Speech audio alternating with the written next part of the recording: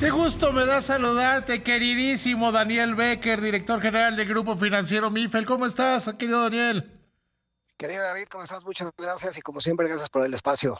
No, pues, a ver, hay dos temas que quiero platicar. Primero el de coyuntura y luego el importante o en el orden que tú quieras. Pues como tú dime, como quieras, como A sea ver, mejor para tus radioescuchas, que es más interesante. pues, ayer la Junta de Gobierno de la Comisión Nacional Bancaria y de Valores te estableció algunas sanciones, ya ayer mismo por la noche ya me explicabas de qué era. ¿Por qué no le platicas al auditorio de qué se trata y qué es realmente? Porque hay mucha gente que se preocupa de más. Sí, a ver, bueno, yo creo que lo que estamos viendo, David, bueno, primero son algunas omisiones administrativas que tienen y tenemos todos los bancos por la cantidad de información y datos que hay que transmitir a los diferentes reguladores. Esto es una falla administrativa del año 2020, es decir, de hace aproximadamente 5 años, que no se envió una información completa o información que tenía que estar con unos, se mandó con ceros.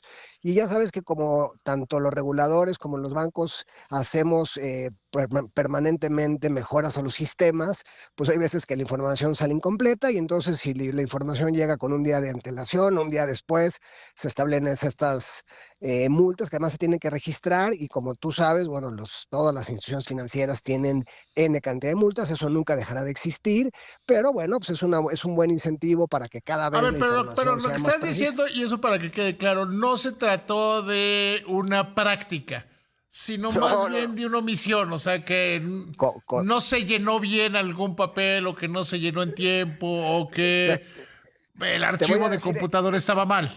Te voy a decir exactamente en el caso particular que nos ocupa. En nosotros había que mandar unos reportes en ceros y nuestra gente de un área de cumplimiento identificó que si esa información era en cero podía ir en blanco, era exactamente igual. De cara a los reguladores, pues estás en falta porque la ley establece claramente que esa información tenía que ir con ceros y nosotros por una omisión se mandó en blanco. Y entonces eso ocasiona multas, pues lo que es a mí me parece un poco, digamos, interesante es que sean multas del 2020 que ahora se estén poniendo a la luz, pero bueno, pues esa es la prerrogativa del regulador Lo y que pasa eso es es que lo ahí que tiene sucedió. que pasar que la multa, que la fijan, que los procesos es Eh, demasiado tiempo, que yo creo que eso está mal. Bueno, yo creo que sí, habrá que también, así como el mundo se ha ido depurando, como los reguladores han ido cambiando también de tecnología, los bancos también hemos ido cambiando de tecnología, estoy seguro que pasemos por un proceso de depuración. Y lo que también te puedo decir, David, y para todos tus radioescuchas, no nos alarmemos, o sea, no, la información nunca va a ser perfecta por la cantidad de información que se genera. Inclusive te comento, por ejemplo, hay bancos que no hacen cierto tipo de actividades, pero tienen que reportar. Y si no reportan, aunque sea también en cero, pero si lo mandan en blanco ya están generando una infracción. Entonces yo creo que no tenemos que alarmarnos.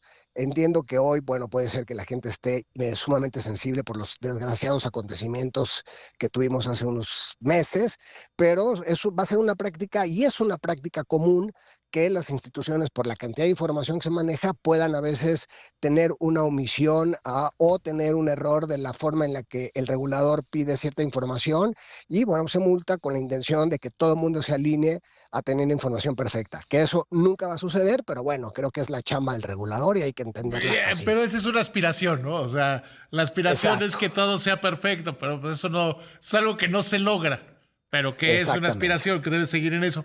Oye, platícame de lo importante, ¿cómo vas con tu hipo? ¿Cómo vas con tu crecimiento? ¿Cómo va el banco, eh?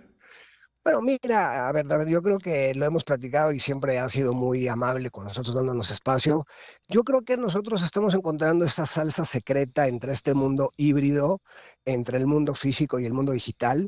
Creo que la última vez que me hiciste favor de invitar a tu programa, habíamos capturado alrededor de 300,000 clientes, ya Ujú. llegamos al medio millón de clientes y pues esto empieza a generar un tema exponencial porque pues la recomendación de boca a boca es muy potente, ¿no? Y creo que ya estamos Deja darte un dato, por ejemplo, hoy alrededor del 65% de la gente que abre una cuenta digital con nosotros es de forma inorgánica.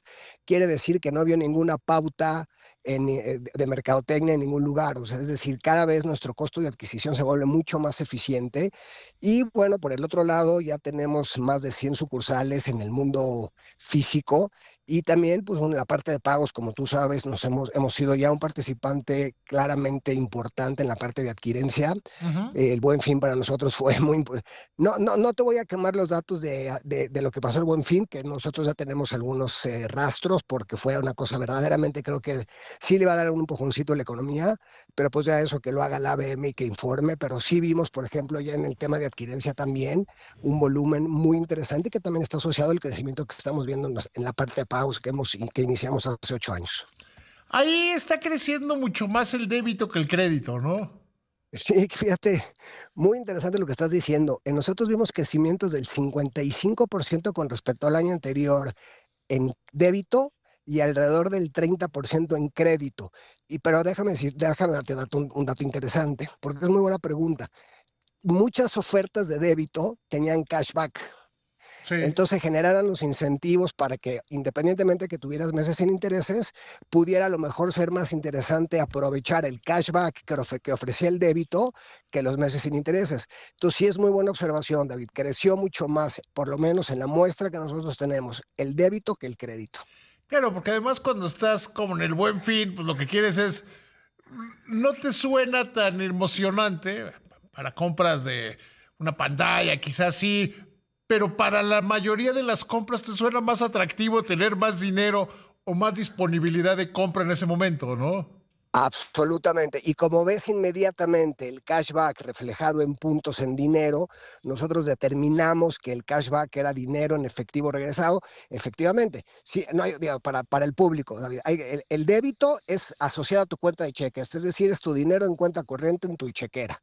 Y el crédito, pues sí, efectivamente, pues puede ser un cliente totalero o un cliente que utiliza el crédito y paga el mínimo. Y como bien tú lo dices, salvo que sea un plasma, alguna cuestión, muebles, por ejemplo, también vimos en muebles, pues sí, Sí. mucha gente utilizó meses sin intereses, Es que para pero eso para son los muchas meses otras sin cosas, intereses, para bienes exactamente, duraderos. para los bienes pero exactamente, así, esa es la definición.